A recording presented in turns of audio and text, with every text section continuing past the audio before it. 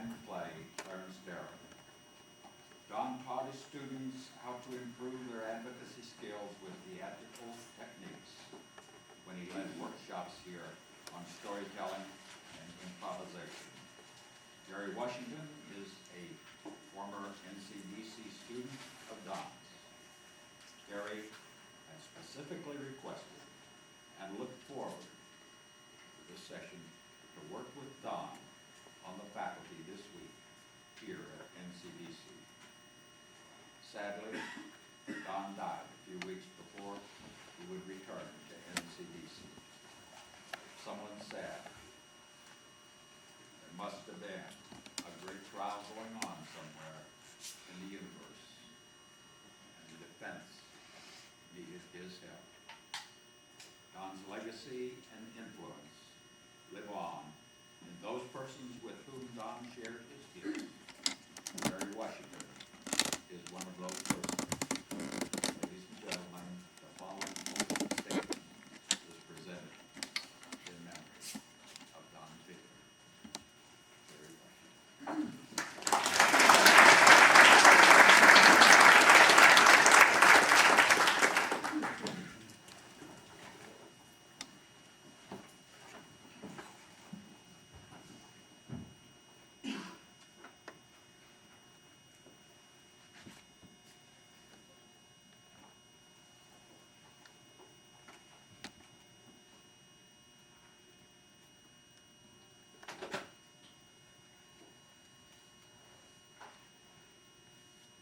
James Brown is not guilty. He's not guilty because he did not rape Paula Crane. Yes, he and Paula Crane had sexual intercourse. But Paula agreed to have sex with Mr. Brown, and Mr. Brown agreed to have sex with Miss Crane. Paula Crane consented, Mr. Brown consented. There was no force involved. There was no violence involved. And each of you will see that for yourself by the time this case is over. You've heard all of the evidence. I want you to meet Mr. Brown first. Mr. Brown, come up here, please.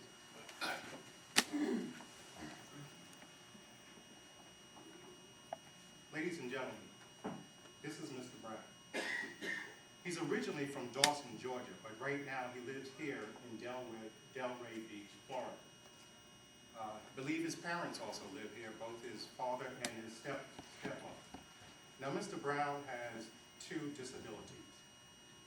First, he has a very severe speech impediment. He stutters.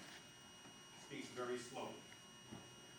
And also, Mr. Brown is mildly retarded. But despite that, he can and does work. In fact, he was working at the Spanish River Resort. He worked there as a maintenance man during the daytime, and the nighttime he worked in the kitchen. Now, when he worked in maintenance, he had jobs such as painting, cleaning, moving things, and doing minor repair. Mr. Brown had been working at the Spanish River Inn for about a week before anything happened. And in fact, you will hear that during that week, he and Ms. Crane had only come in contact with each other about 3 times. The first time, actually the second 2 times, were as a result of Ms. Crane coming to where Mr. Brown was. The first time that Mr. Brown came in contact with Ms. Crane, I believe it was your supervisor, Ms. Cal, on the first day, who had introduced Mr. Brown to the entire staff. The second 2 times that Ms. Crane came in contact with Mr. Brown is on the 26th of August.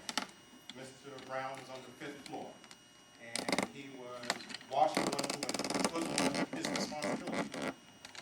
And Mr. Crane came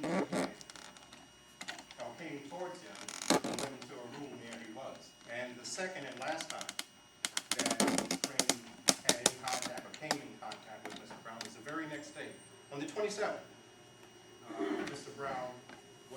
the 7th floor, doing some cleaning in one of the rooms there. Thank you, Mr. Brown. You can take your seat.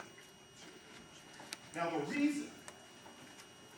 reason that the state brings these charges against Mr. Brown is because on August 27th, Ms. Paula Crane had sexual intercourse with Mr. Brown. And then, after she finished, she went downstairs and told their supervisors that she had been raped. But she hadn't been raped. That's what Mr. Brown said. And you will see that for yourself after we go through all of the evidence. Now, as I said, the state has brought these charges against Mr. Brown. And the indictment specifically says that Mr. Brown had sexual intercourse with Paula Crane without her consent, with force and violence. Now, as I said, there was no force, no violence, and it was with her consent. But the critical issue in this case is not what Ms. Crane said or did after she had sexual intercourse with Mr. Brown. The critical issue, and we know that afterwards she cried and said that she was raped. The critical issue was in the moment that Ms. Crane and Mr. Brown joined in sexual relations. In that moment, she agreed. There was consent. Now, what the evidence will show is that in that frozen moment, she consented, then was followed by regret, remorse, and shame.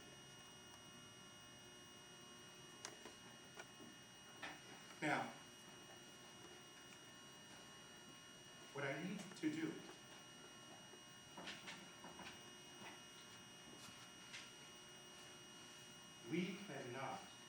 there is no direct evidence as to what was going on in the moment. We cannot go back to August 27th in that room and open her mind, look in and see directly that she consented. There will be no direct evidence, but you will hear what we call circumstantial evidence, and you will hear about her conduct or activities which she did the moment before and the moment afterwards.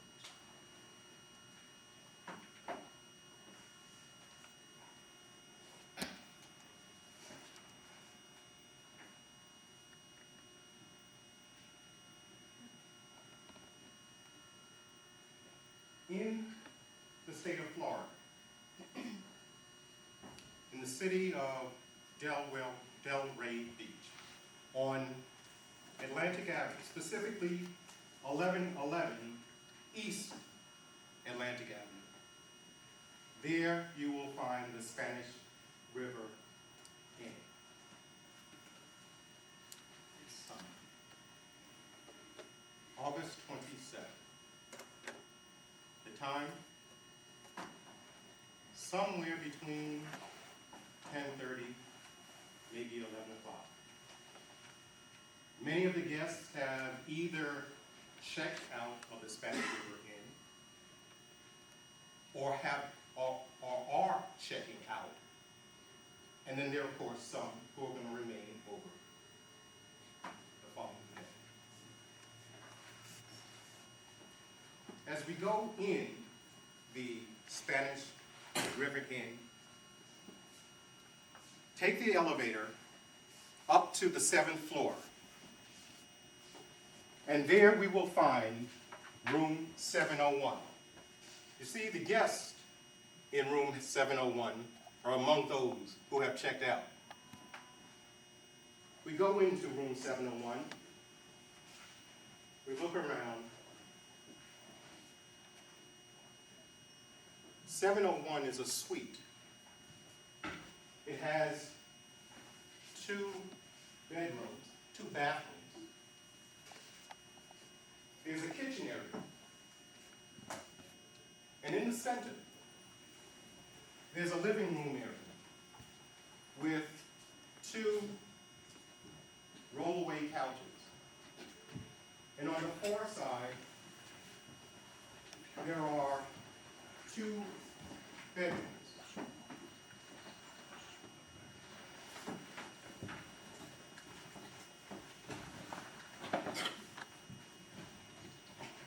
We can tell from the cleaning bucket on the floor and the smell of cleansing that the cream-colored textured walls have recently been cleaned. Room Suite 701 is quiet, except for the faint sounds of human voices that are coming from one of the bedrooms. Can't quite tell if they are words or non-distinct vocal expressions. We open the door to that bedroom in Suite 701, and we look in. On the far wall, there is a queen-size bed covered with fresh linen. On top of that fresh linen, there is a quilt. Close the door. Close the door. There are 2 individuals in there, a man and a woman. And they're having sex. Discreet sex. Between a 25-year-old man and a 17-year-old girl. Discreet sex between an unmarried man and a young woman who has just been dropped off to birth by her boyfriend.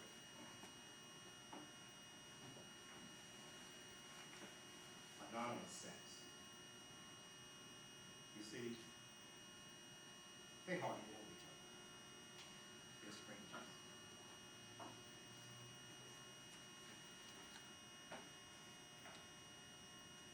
Taboo sex between a white woman and a black woman.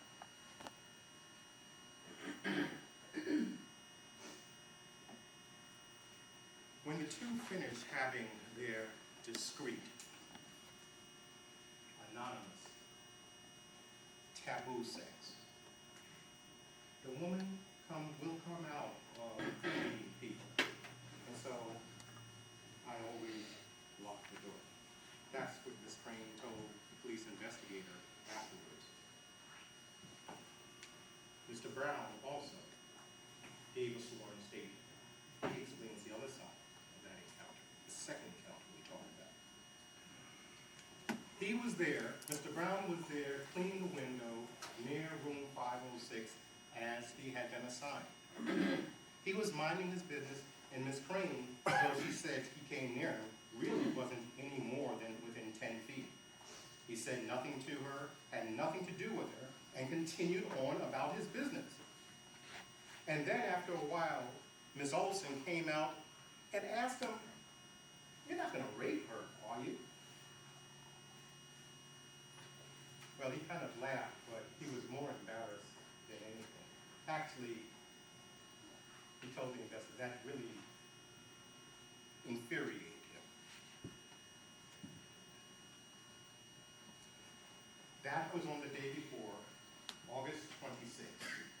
seeing that Ms. Crane would go towards Mr. Brown. Mr. Brown had no contact with her. Now let's turn our clock back. Forward one day, August 27th.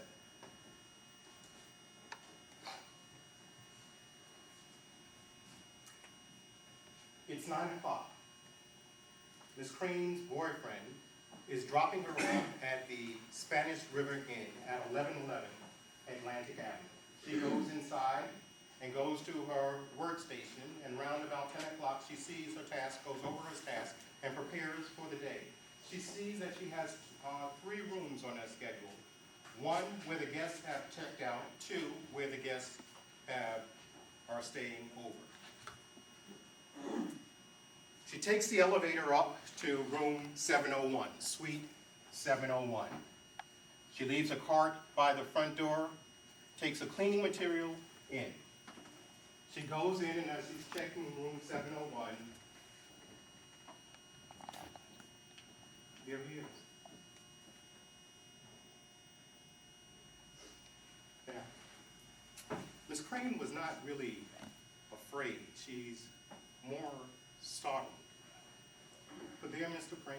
Brown is, 120 pounds, 6'1", and the word S-E-X on his right arm. She had a choice. She could leave at that point. She could call Pat, ask for Miss Olson, go to another room and leave, and lock it. But she does not. There she is, back at the bathroom where Mr. Brown is, and they see each other. She's made that choice. And she goes about her assigned task. First, she goes all around the room, picking up the garbage cans from each room, while Mr. Brown is in the bathroom, in room 701. Then after that, she goes to that bathroom, in fact, and takes out the towels. Takes her time, puts in more towels, fresh towels, folds them, while Mr. Brown is in room 701. Then she goes about the task of stripping suite 701 of the linen, the 2 roll-away couches. Then she goes to the the bedroom, while Mr. Brown is in room 701. She goes to bedroom 1, strips the linen, goes to bedroom number 2, strips the linen. Goes out, while Mr. Brown is in the room. She goes outside, drops off the linen, picks up fresh linen for the bed, 2 bedrooms. Comes back in. She had a choice, but she comes back in, and here's Mr. Brown.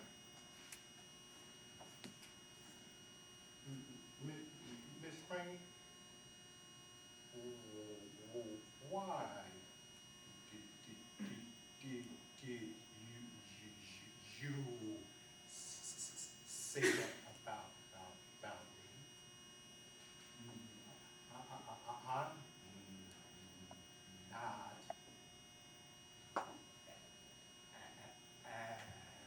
animal. Miss Crane is embarrassed. She talks about a previous experience she had with another maintenance man who ended up getting fired. They talk about, they have social talk for a little while, and she apologizes.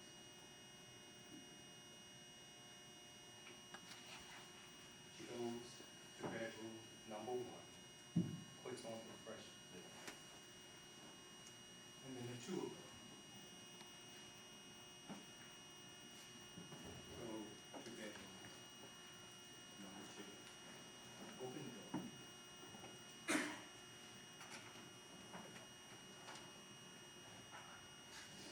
The door is open. Start the clock.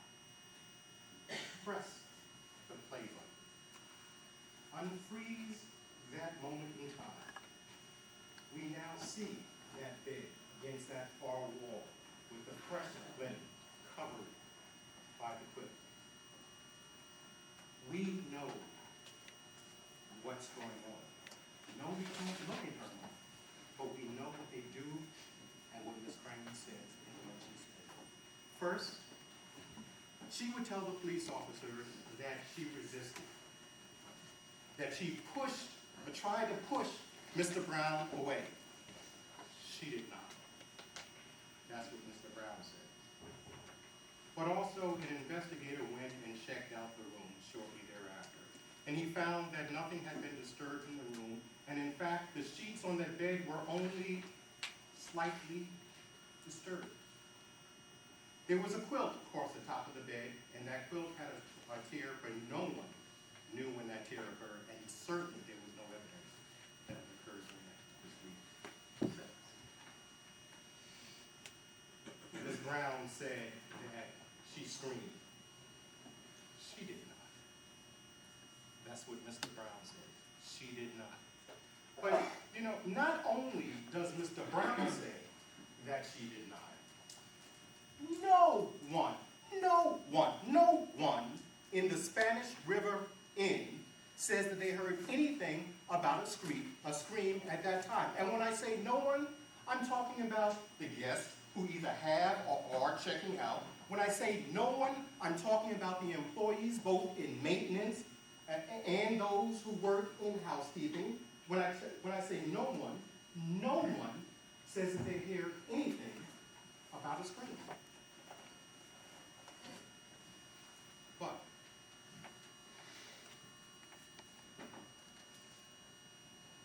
Paula does cry after they're having sex. In the moment, there is a quiet tear that rolls down her face. The question is, what does that tear mean? And why does it come? We can close the door. Why does it come after they are having sex? Well, let's look at their conduct. What interaction? After they're finished, Mr. Brown offers to help her with her shoes and put her clothes on. Just leave me alone, Ms. Crane says, realizing that his seed are burnt.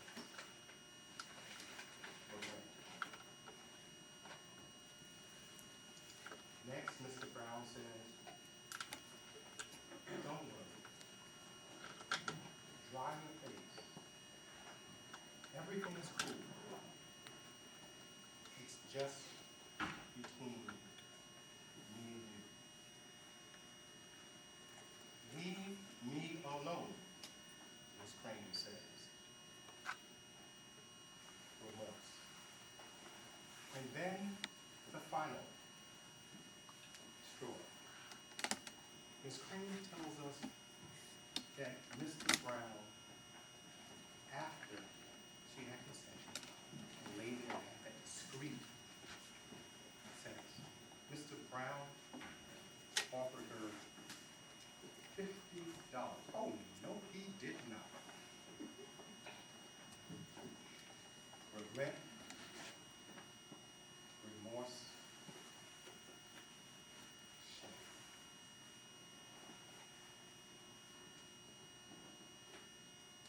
Whereas before she said, leave me alone, now she is silent. She walks to the front door of room 701, and there she waits for him, the $50. He never showed that $50. Regret, remorse, shame, humiliation. They take the towels out. She goes to the two of them go to the workstation, and then after that, the two of them go downstairs. And she says that she's been raped. It was not rape.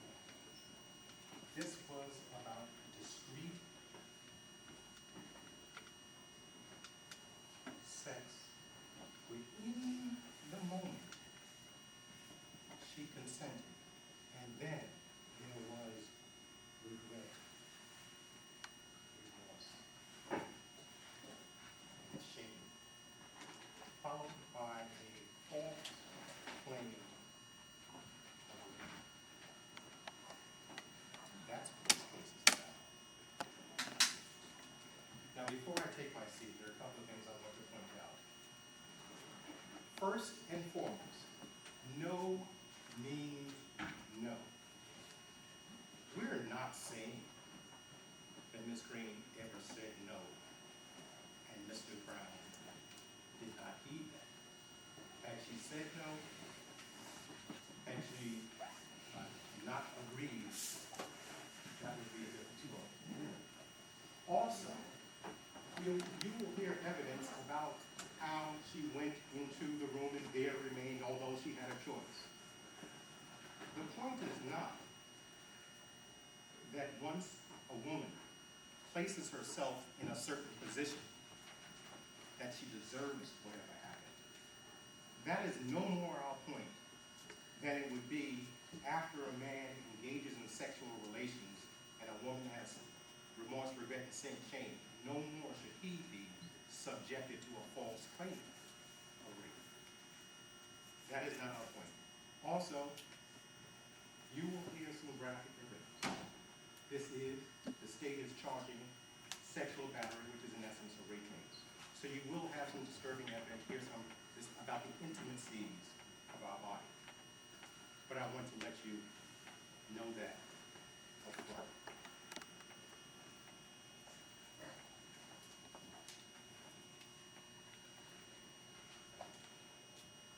Mr. Brown, come up here.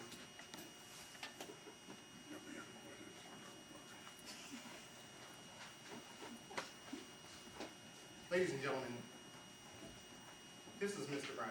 Take a look at him. Take a look at him. He's no rapist.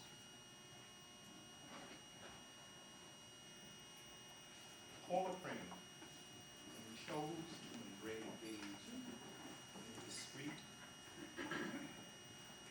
taboo sex. She agreed to it. She consented. And then after, felt regret, remorse, shame, and then cried.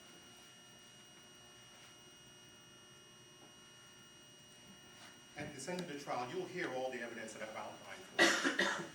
And then I'm going to come back to this very spot and ask you to bring back a true verdict. A verdict of not guilty. Not guilty.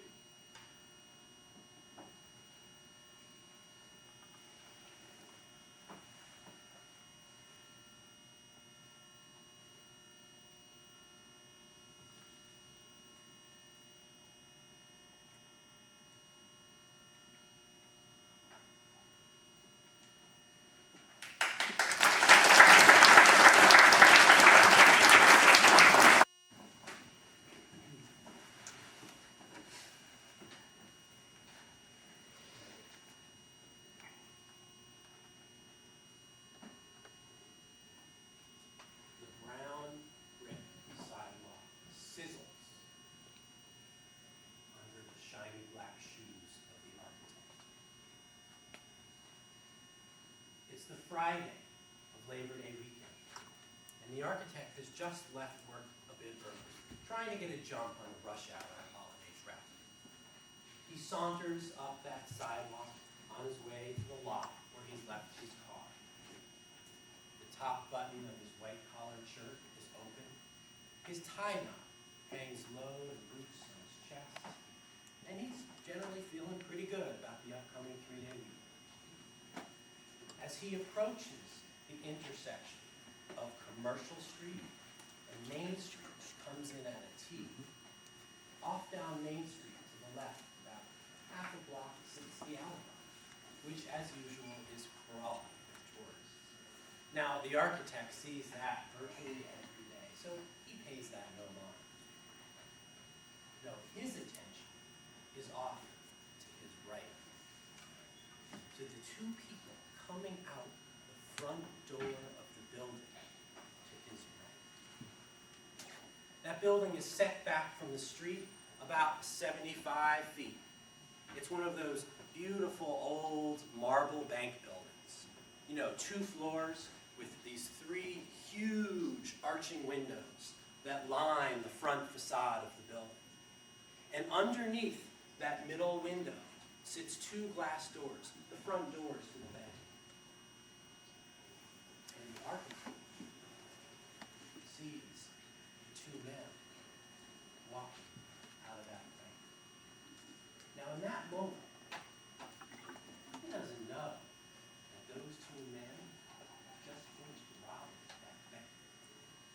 But he notices them. He notices them because they're walking quickly, hurried, suspiciously. And he notices something else about those two men coming out that front door of that bank. They're very tall men. In fact, they're the same height. About 6 feet 4 inches tall. Two tall men, the same height, walking hurriedly out the front door of that bank. And he watches them walk across the brick path that comes in at an angle from that front door to the sidewalk where he's walking. He watches them cross that sidewalk. And he sees a tan sedan pull up quickly to the curb. And the two tall men, the same height, fold their big frames into the back seat and the front seat of that tan sedan. And then they're off into that hot San Antonio afternoon.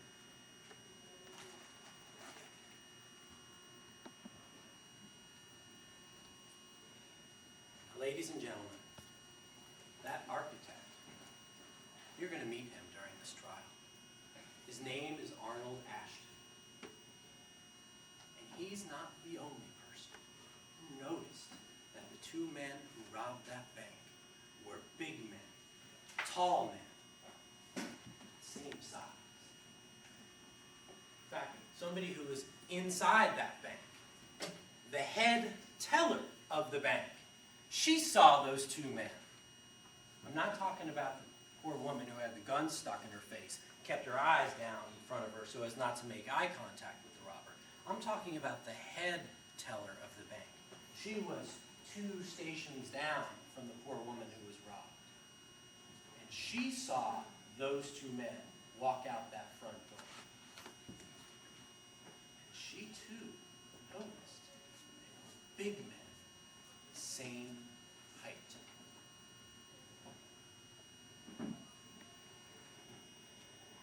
Now I want to be crystal clear with you about something right off the bat. There is absolutely no dispute here about what happened inside that bank on that Friday afternoon. Those two men, they absolutely walked into that bank and threatened the lives of the people inside with words and with guns, and walked out with a bundle of cash. No question that is exactly what happened.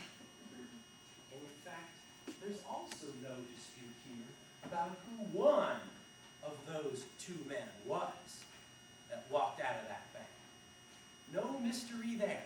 You see, one of those men, the guy who stood guard at the front door, holding a shotgun, who yelled, "Get down or get killed!" Boom! Fired a shotgun up into the air. That man, along with the getaway driver, well, they got caught the following day in a hotel room with a bunch of the cash stolen from the bank, the getaway car parked out in front, and that shotgun that he fired stashed inside the getaway car. No question about who he is. He admitted when he got caught that he was the man with the shotgun. You're going to meet him too. He's got a name. His name is Larry Wrench, but that's not what people call him.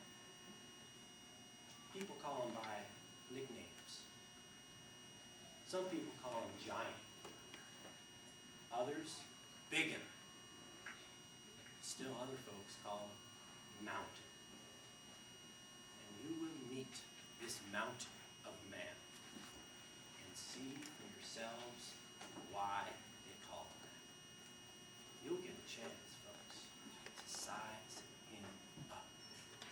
size up the story he tells, but also literally to size him up. In fact, just so we are all on the same page about that, when he comes and he gets up on that witness stand, I'm going to tell him to get down from the witness stand, and I am going to take out a tape measure.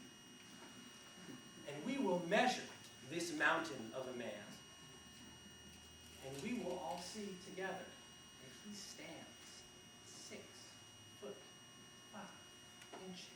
tall. Actually, an inch taller than the architect estimated when he saw a giant walking out of that thing.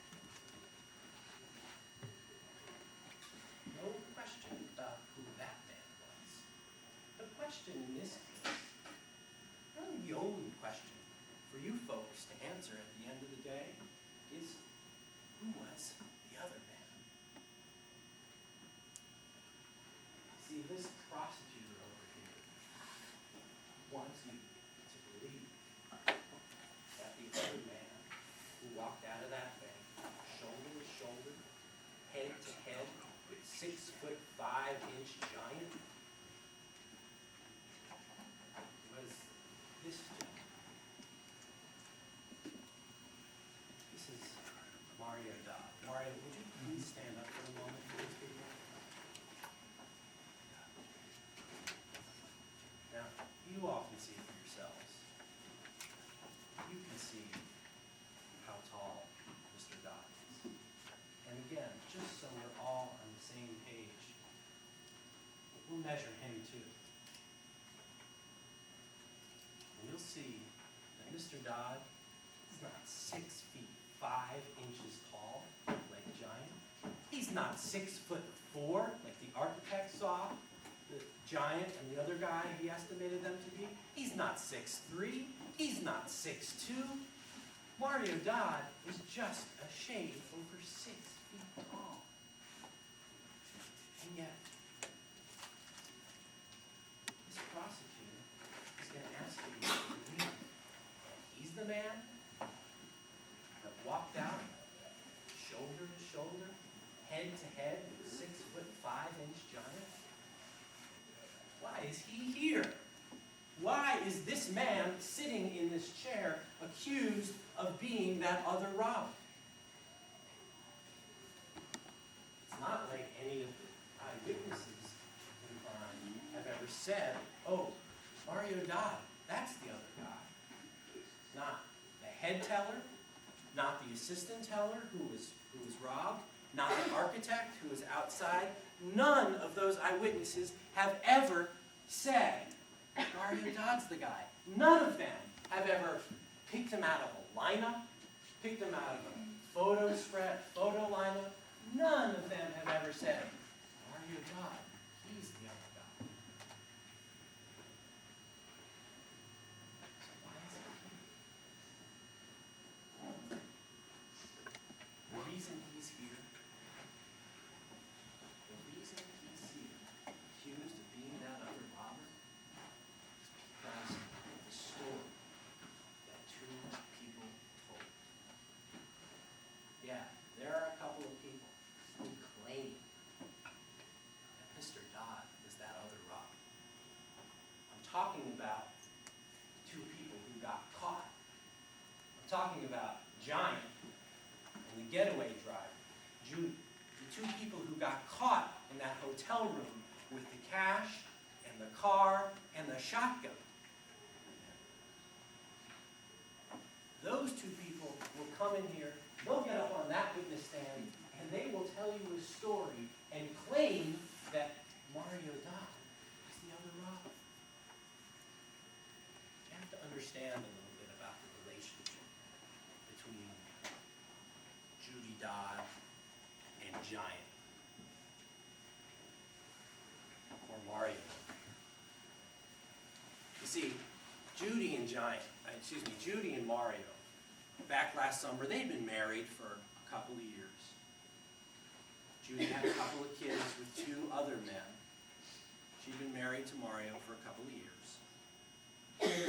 And she would spend her Friday nights, her Saturday nights, some of her Mondays, Tuesdays, Wednesdays, and Thursdays, going out drinking and drugging. going out to the bars, going to parties with her friends. Mario, he'd stay home with his kids. Not his kids, her kids. Take care of them. She'd come home. She'd go out again. She'd come home.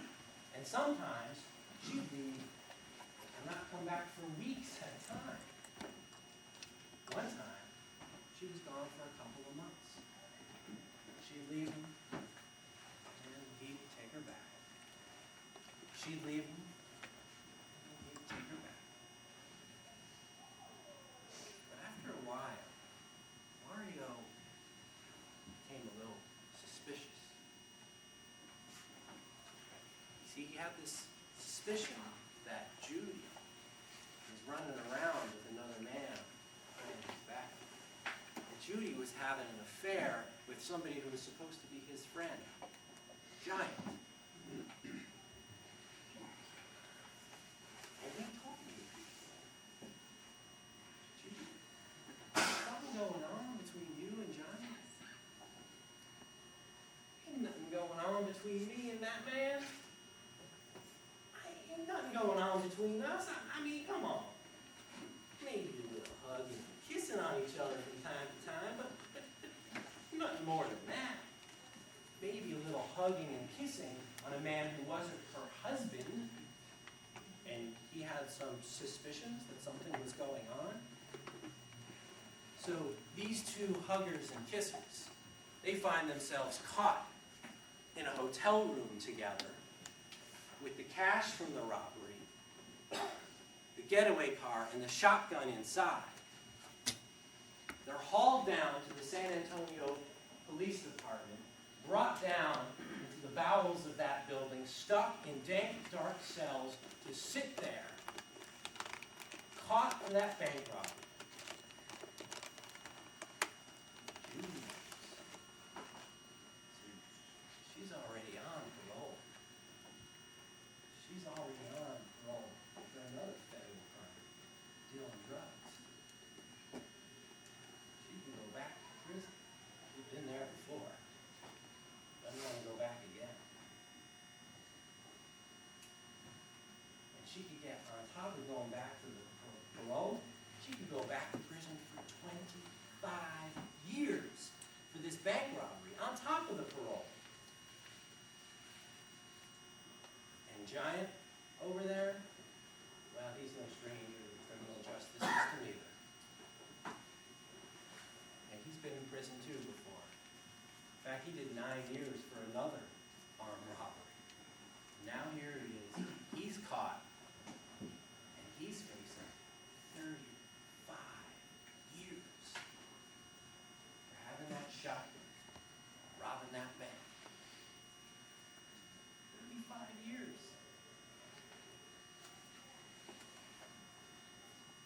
What do? They make themselves a little deal. See, they make themselves a deal where they come in here and get up on this witness stand and claim to you folks that Mario was the other guy. What do they get for doing that? For coming in here and telling that story? Well, Judy,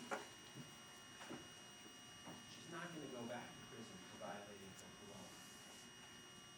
She's not going to go to prison for 20 years for robbing that bank. In fact, coming in here and telling you that story and claiming that Mario was the other guy, you can dismiss all of the charges against her. All she's got to do is stay out of trouble for 12 months. And Giant, coming in here and telling you that Mario, the guy who wasn't too happy that he was running around with his wife, he's going to say, oh yeah, he was the other robber. And for doing that, he's not going to prison for that 35 years. He's not going to prison for 30 or 20 or 10. They're going to drop all the charges up except for one. And the worst thing that happens to him, maximum sentence that he could get, is 5 years guy was done 9 years before for another one. You're coming in here and claiming Mario Dodd was that other robber. Now, these are the stories that they're going to tell you. And it's based on their word that this prosecutor is asking you to believe Mario Dodd was that other robber. Is there any objective physical evidence in this case that backs up this story they're going to tell you? Well, what about fingerprints in that hotel room? Now, I realize that the robbers wear gloves, but what about in the hotel room? Their story is that that other robber was in the hotel room, ran out the back, and their story is that Mario was that other robber. So, his fingerprints in that hotel room? Well, police didn't bother to check on that. They accepted the story that they told, but they didn't bother to go check to see if Mario's fingerprints were in that hotel room. Well, what about the surveillance tape? The one that was running during the robbery? Is he on that tape robbing that bank? You gonna see him? I don't have that either. That was accidentally destroyed. What about evidence from the robbery? Did he have that on him when the police went out and picked him up after Judy and Giant told him the story? Everybody says the other robber was wearing a camouflage jacket. Mario Dodd wasn't wearing a camouflage jacket. He didn't have a camouflage jacket anywhere in his possession. Now, he did have a gun on him. But the woman who had the gun stuck in her face, she has never said, oh, that's the gun that was used to rob him. And the last time I checked in the state of Texas, it was legal for an adult to carry a gun.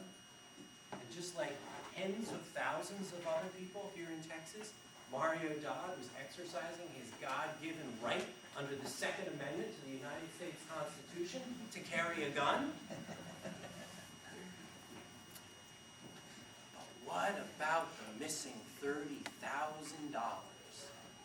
Right? They found $15,000 in that hotel, but $45,000 was stolen. Where's the other money, the other $30,000?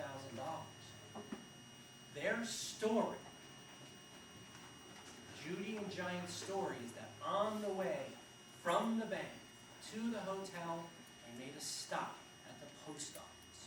And they claimed that Judy went inside, took that $30,000, put it in a package, and mailed it off to her home address in Missouri. Of course, the police did check that one out. And you know what? There was no package of money ever mailed to that address. Now, Mario did have some money on him when the police picked him up. He did have about $5,000, but there was $30,000 that was missing. Did that other robber take it? Because Mario Dodd certainly didn't have it.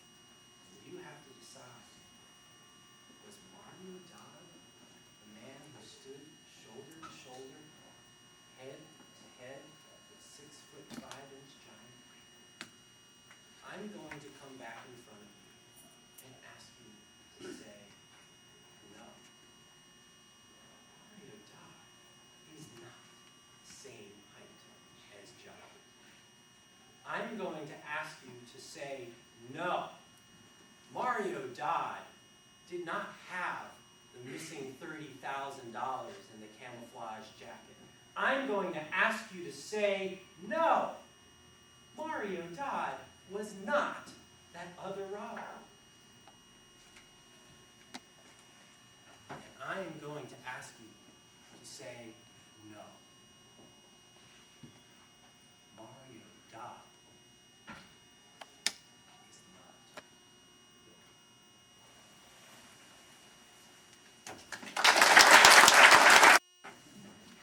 Andy, we wanted to bring you the most talented, entertaining speaker on any subject. Unfortunately, he wasn't available. We ran into this guy at a bar last night. And for $20, he said, if you got a suit, I'll put on a suit, I'll come and talk about anything you want to talk about. I had the good fortune in 1975, I was blessed to meet 3 people in my life. One was the gentleman we talked about a little bit here, Don Fiedler, who was one of my best friends in life, one of my mentors, just an all-around good person. The other was Gerald Allen, the dean. Met her in Houston. And the third, of course, we talked already about, was Terry McCarthy, who changed my life and hopefully has changed the lives of probably tens of thousands of lawyers that he has impacted on, either by teaching directly or have owned people that he has taught.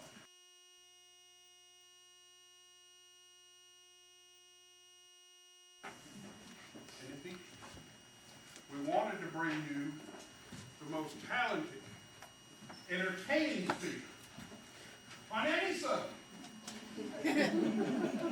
Unfortunately, he wasn't available. We ran into this guy at a bar last night. And for $20, he said, if you got a suit, I'll put on a suit, I'll come and talk about anything you want to talk about. I had the good fortune in 1975, I was blessed to meet 3 people in my life.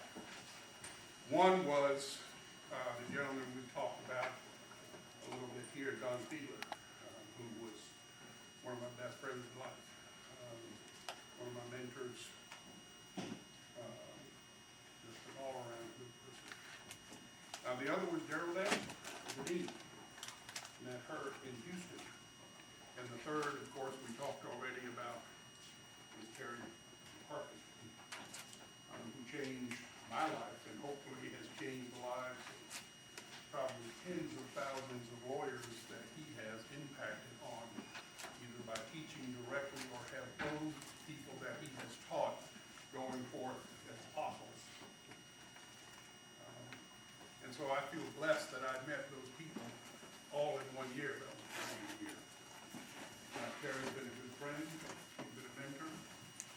He has taught in every state in the union. I was with him when he hit number 50, when we were in Tupelo, Mississippi. He's probably taught in every state in the union at least 2 or 3 times since then. He's taught in China, taught in Ireland, he's taught in Puerto Rico, he's taught in Mexico. He called me about 2 or 3 months ago. He said, I have a seminar for you and I to do together. I said, okay, where is it? No, you gotta say yes first. My antennas went up. I said, no. My mama raised 1 fool, he moved to Cleveland. Where is this seminar and why are you asking me to do this with you? He said, no, you gotta agree first. I said, all right, I'll fight. I agree. Where is it? Sarajevo, Bosnia. I said, what in God's name do you want me to go to Bosnia with you for? He said, I want you to walk in front of me. He said, in case they're shooting the day that we arrive. Me and Hillary, I can...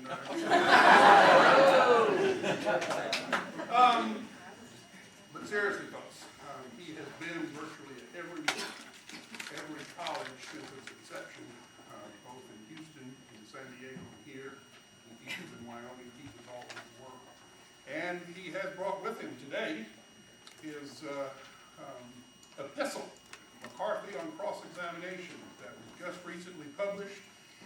back now, you get some crayons that you can color the pictures in the middle.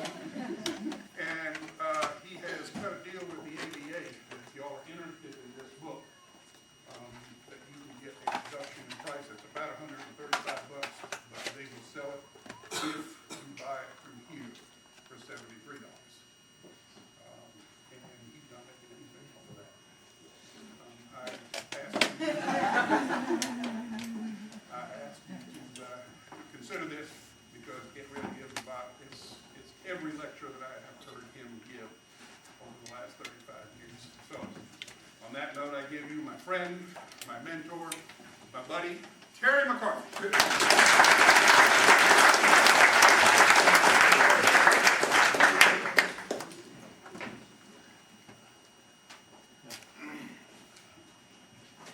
He's full of bullcrap.